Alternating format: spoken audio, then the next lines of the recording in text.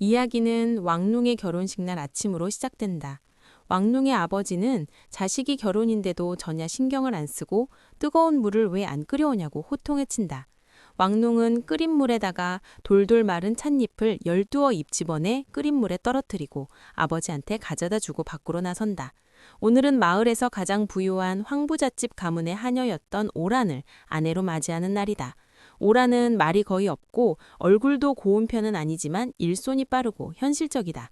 결혼식 날조차 그녀는 화장도 하지 않고 묵묵히 할 일을 해낸다.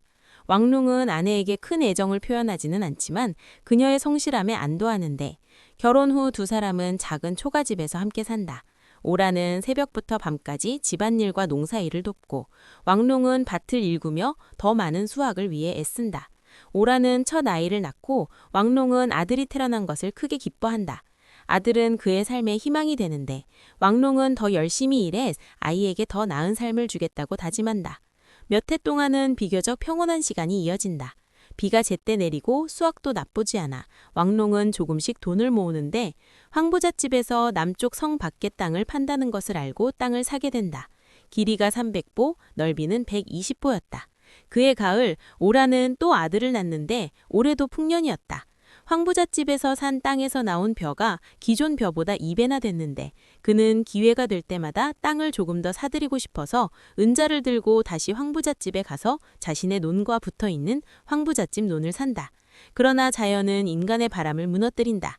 어느 해부터 비가 오지 않기 시작하고 땅은 갈라지며 작물은 말라 죽는다. 가뭄은 해를 넘겨 이어지고 저장해둔 곡식은 바닥을 드러낸다. 마을에는 굶주린 사람들이 늘어나고 집집마다 죽음과 절망이 퍼진다. 왕농은 끝까지 땅을 떠나지 않으려 하지만 아이들과 늙은 아버지를 살리기 위해 결국 결단을 내린다. 집안의 가구들, 침대, 그릇 등 모든 것을 은자 2잎을 주고 가져갔다.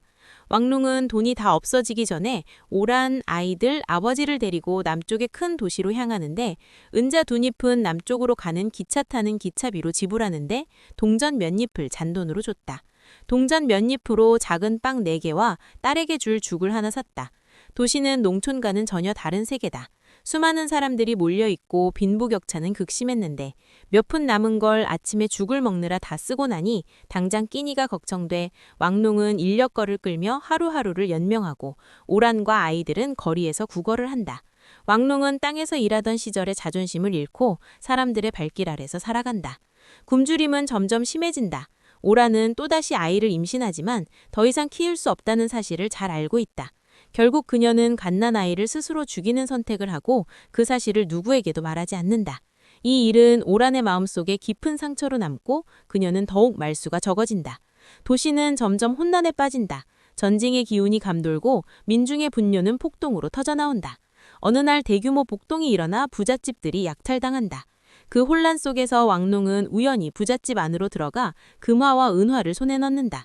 그는 이것을 숨겨 가족을 이끌고 고향으로 돌아가는데 제일 먼저 소와 쟁기와 괭이를 2자루씩 사고 새 가구와 봄에 파종할 종자도 샀다. 고향으로 돌아온 왕농은 다시 땅으로 돌아온 것에 깊은 안도감을 느낀다. 그는 가장 먼저 땅을 산다. 황부잣집은 완전히 몰락해 있었고 왕농은 그들의 땅을 헐값에 사들인다. 해가 지나며 왕노의 땅은 점점 넓어지고 수확도 많아진다. 그는 이제 마을에서 손꼽히는 부자가 된다. 왕농은 넓은 집을 짓고 하인을 두며 이전과는 전혀 다른 삶을 살게 된다. 사람들은 그를 존경하고 그의 말에 귀를 기울인다. 그러나 부유해질수록 왕농은 점점 변해간다. 그는 더 이상 직접 밭일을 하지 않고 손에 흙이 붙는 것을 꺼린다. 체면과 외모, 남들의 시선을 신경 쓰기 시작한다. 결국 왕농은 성 안에 있는 술집에서 기녀 출신의 여자 렌화를 첩으로 들인다.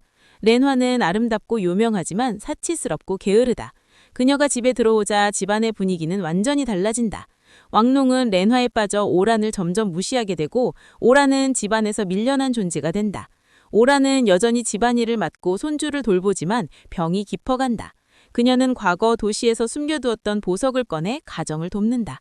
왕농은 뒤늦게 오란의 헌신을 떠올리며 죄책감을 느끼지만 이미 그녀의 몸은 회복할 수 없는 상태다. 오란은 조용히 죽음을 맞이하고 왕농은 깊은 상실과 후회 속에 남겨진다.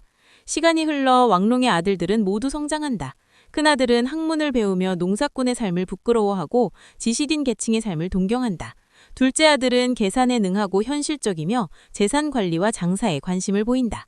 셋째 아들은 자유롭고 거친 삶을 꿈꾸며 군인이 되기를 원한다.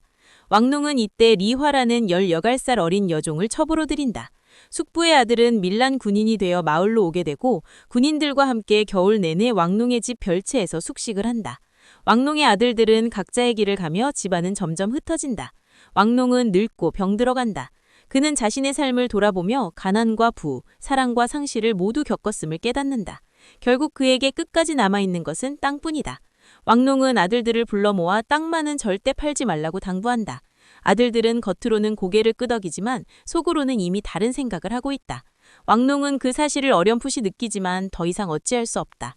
노년의 왕농은 땅을 바라보며 하루를 보낸다.